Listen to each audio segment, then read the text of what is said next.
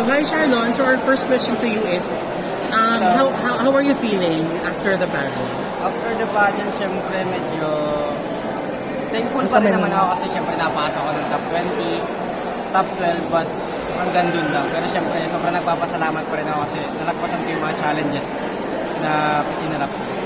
Sobrang thankful pa rin. So what can we expect from you? Ano bang plans mo right after this? Do you plan to join another pageant or school muna pa or pahinga? What do you plan to do? After this, back to reality na talaga ako. Ayun, focus na ako sa study ulit. Gagawin ko na yung mga pangkaraniwang ginagawa ko. Dating gawin na. So ayun, back to study talaga. Like, do you have plan to come back? O like a few years after, ganyan? Actually, hindi ko masabi kasi it depends eh. Or next year, pag mabibigyan pa ako ng chance, kung nakaluwag-luwag ako sa schedule, babalik ako. I'm just curious about your stuff there. Ano yan? Actually kasi, kinuha ko sa hotel. Binigay sa amin lahat kami ng mga co-candidates ko. And then, may pagbibigyan lang ako kasi kamukha niya.